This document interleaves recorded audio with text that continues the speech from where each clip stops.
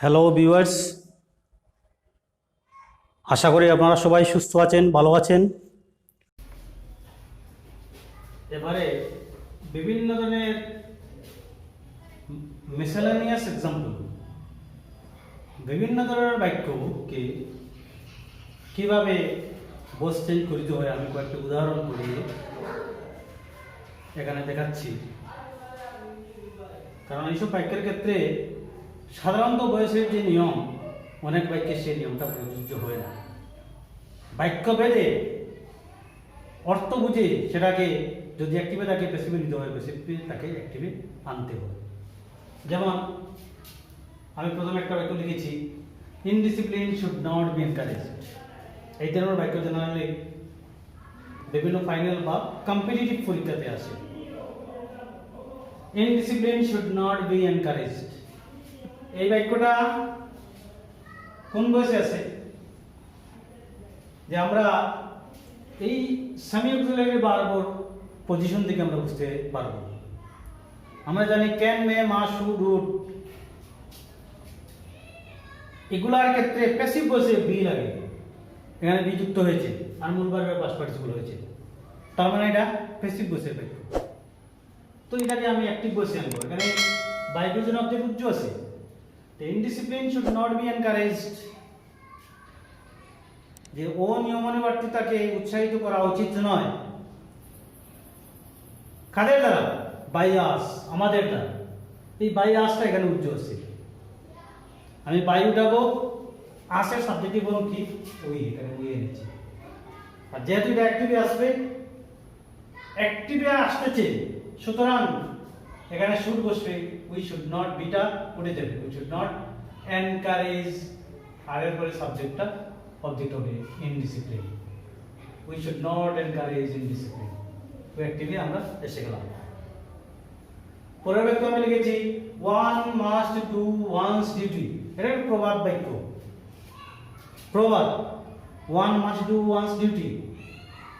তো এটা অ্যাক্টিভই আছে, প্যাসিভে নিতে হলে আমরা এখানে ওয়ান্স ডিউটি না মানে অবজেক্ট না ধরে কেবলমাত্র ডিউটিকে অবজেক্ট ধরবো, সেটাকে সাবজেক্ট করে আনলাম। ডিউটি, মাস্ট, ক্যান, মে, মাস্টের সাথে বি আসে, তো ডিউটি মাস্ট বি, ডুর পাস্ট পার্টিসিপল কি ডান।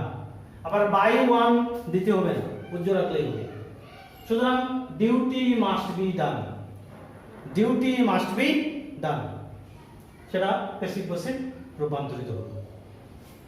পরের বাক্য আমি লিখেছি, Rome was not built in a day. Rome was not built in a day, এটাও অ্যাকচুয়ালি প্যাসিভ ভয়েসের বাক্য। কিভাবে বুঝলাম? এখানে অক্সিলারি ভার্ব ওয়াজ বসেছে আর মূল ভার্বের পাস্ট পার্টিসিপল হয়েছে। আমরা জানি সাবজেক্টের পরে অক্সিলারি ভার্ব, সাহায্যকারী ভার্ব ওয়াজ বা ওয়্যার বসলে মূল ভার্বের সাথে আইএনজি যুক্ত করতে হয়, পাস্ট কন্টিনিউয়াস স্ট্রাকচার বা নিয়ম হিসেবে ইংরেজি ভার্ব। কিন্তু এখানে সেই নিয়মকে মানেনি, তার মানে এটা প্যাসিভ ভয়েসের বাক্য, আমি অ্যাক্টিভে আনতে হবে। এটাও একটা প্রবাদ বাক্য।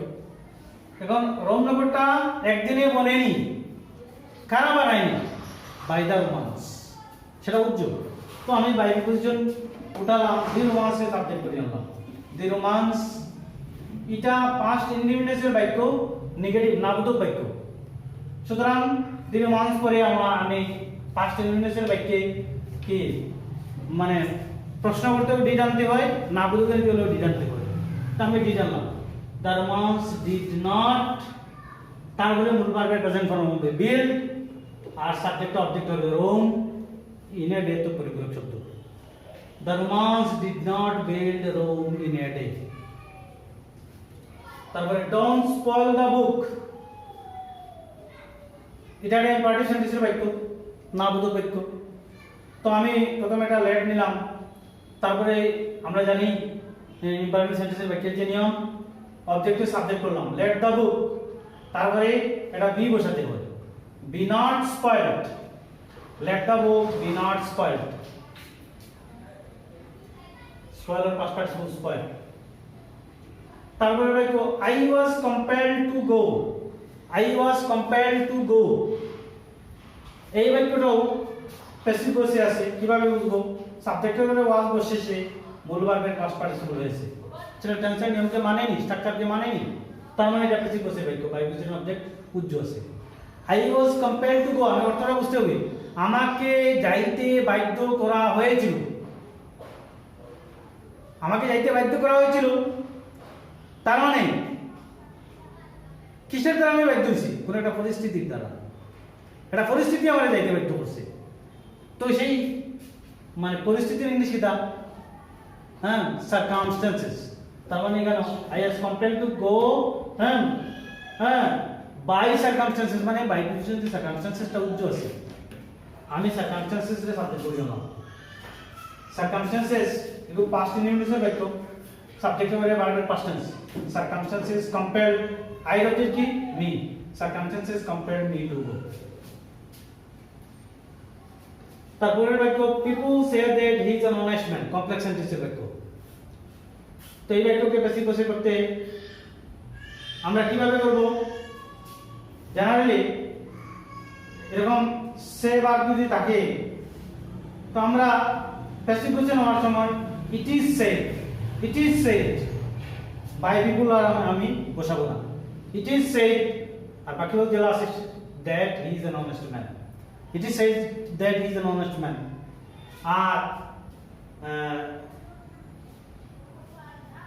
এই ধরনের বাক্যকে এইভাবেই মানে করাটা সহজ, যে people say that he is an honest man. আমরা প্রথমে একটা ইন্ট্রোডাক্টরি বসালাম, এটা প্রেজেন্ট ইনডিফিনিটের বাক্য, অক্সিলিয়ারি ভার্ব হিসেবে ইজ, সে পাস্ট পার্টিসিপল সে, আর তারপরে বাই পিপল এখানে দিতে হবে না, বাকি বাক্য পুরো অংশ যেভাবে আছে সেভাবে বসাবো। ইট is said that he is an honest man. অনেকে এইভাবে বলেন কিন্তু সেটা পুরো সঠিক নয় বা স্ট্যান্ডার্ড ইংলিশ নয়, যে that he is an honest man is said by him people, সেটা কিন্তু সেটা স্ট্যান্ডার্ড ইংলিশ নয়। সুতরাং আমাদেরকে স্ট্যান্ডার্ড ওয়েতে করতে হলে এইভাবে করতে হবে, ইন্ট্রোডাক্টরি ই টেনে খালি এই পোরশনের যদি প্রেসিপোজ করি ইট ইজ সেড আর এই পাশে যেটা আছে সেইভাবে থাকবে that he is an honest man. পরের উদাহরণ, the boy was punished for misconduct. এই বাক্যটিও প্রেসিপোজে আছে, কিভাবে আমরা বুঝবো? এখানে অক্সিলিয়ারি ভার্ব ওয়াজ বসেছে, মূল ভার্বের পাস্ট পার্টিসিপল হয়েছে, 3 নম্বর ফর্ম হয়েছে, এটা কোনো টেন্সের নিয়মকে মানেনি, স্ট্রাকচারকে মানেনি, সুতরাং এটা প্রেসিপোজ আমরা অ্যাক্টিভে আনতে হবে আমাদেরকে। এখানে বাইরে আমাদের কি হবে? বালককে খারাপ আচরণের জন্য শাস্তি দেওয়া হয়েছিল। সাধারণত বালককে কে শাস্তি দেন? বেশিরভাগ ক্ষেত্রে শিক্ষকই দেন, পিতামাতাও দিতে পারেন। তো আমরা এখানে শিক্ষক করলাম, বাইরে টিচার যদি হয় টিচারকে সাবজেক্ট করে নিলাম, দি টিচার, এটা পাস্ট ইনডিফিনিটের বাক্য যেহেতু সাবজেক্ট হবে ভার্বের পাস্ট টেন্স হবে অ্যাক্টিভে আসার সময়। The teacher punished, subject object হবে the boy, the teacher punished the boy for misconduct, পরিগ্রেশন যেটা আছে সেইভাবে থাকবে। তারপরে বাক্য লিখেছি আমি উদাহরণ, stand up on the bench, stand up on the bench. আমি ইম্পারেটিভ সেন্টেন্সের বাক্যে বলেছি বসছেন আলোচনার পার্ট 2 তে, যে ইম্পারেটিভ সেন্টেন্সের বাক্য যদি কোনো অর্ডার করা বুঝায় তাহলে এটাকে প্যাসিভ হওয়ার সময় ইউ আর অর্ডার টু, যদি কোনো কমান্ড করা বোঝায় ইউ আর কমান্ডেড টু, যদি কোনো ইনফরমেশন দেওয়া বোঝায় ইউ আর ইনফর্মড টু বসাইতে হবে, তারপরে বাক্যটাকে বোঝাতে হবে। এটা কি বোঝাচ্ছে? বোঝাচ্ছে বাক্যটা stand up on the bench. শিক্ষকে যখন ছাত্রকে বলেন সেটা একটা অর্ডার, সুতরাং আমি কি করেছি এখানে ইউ আর অর্ডার্ড টু, আর বাকি বাক্য যেরকম আছে সেইভাবে লিখেছি, you are ordered to stand up on the bench, you are ordered to stand up on the bench. যেমন আরেকটি বাক্য লিখেছি গেট আউট, গেট আউট, এটা একটা ইম্পারেটিভ সেন্টেন্সের বাক্য। এবং গেট আউট একজন শিক্ষক ছাত্রকে বলেন, কখন বলেন? উনি বেশি রাগান্বিত হয়ে বলেন, এবং ওনার এই অর্ডারটা আরো শক্ত অর্ডার, সুতরাং এখানে এটাকে ইউ আর অর্ডার টু দিলেও হবে কিন্তু বেশি সুন্দর হবে ইউ আর কমান্ডেড টু, আর গেট আউট যেরকম আছে সেভাবে you are commanded to get out. তারপরে it is time to do the work, পরের উদাহরণ it is time to do the work. এভাবে ইট ইজ টাইম দিয়ে যদি কোনো বাক্য থাকে, এই ধরনের প্যাটার্ন বাক্যকে বেশি কোশ্চেন হওয়ার সময় ইট ইজ টাইম যেভাবে আসে সেভাবে রাখতে হবে। তারপরে অবজেক্টকে আমরা সাবজেক্ট করব, তার আগে ফরটা নিয়ে এসেছি, it is time for the work, it is time for the work.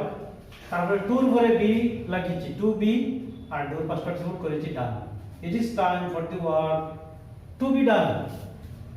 এটা একটা ব্যতিক্রম ধর্মী নিয়ম। যেমন এরকম আরো অনেক বাক্য, it is a stick to walk with, it is a stick to walk with. তো এটাকে বেসিক্যালি নিলে কি হবে, it is a stick, it is a stick to be walk with, it is a stick to be walk with.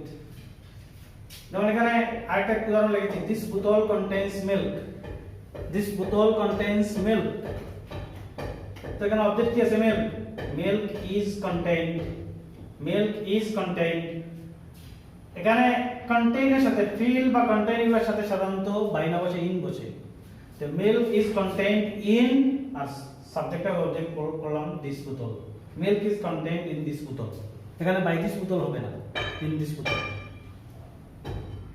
তারপর they heard the child cry, they heard the child cry. তো এখানে object আছে the child, subject করেছে the child was, here or past participle heard, the child was heard. ওই যে Cry আগে একটু একটা বসালাম তাকে অর্থ স্পষ্ট হওয়ার জন্য।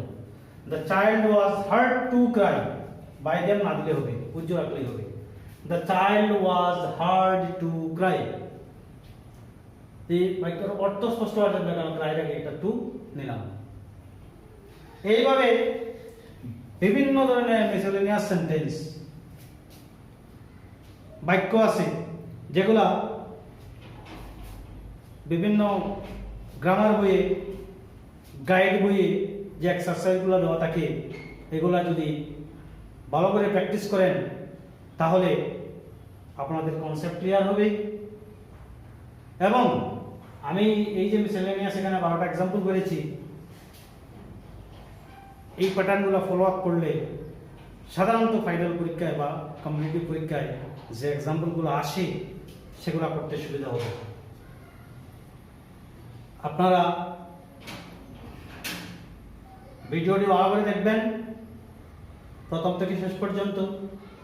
আর যদি ভালো লাগে তো আমার অনুরোধ থাকবে যে আমার ভিডিওটি লাইক শেয়ার করবেন এবং চ্যানেলটি সাবস্ক্রাইব করে আমাদেরকে উৎসাহিত করবেন এবং বিশেষ করে ছাত্র সমাজে উপকার করবেন।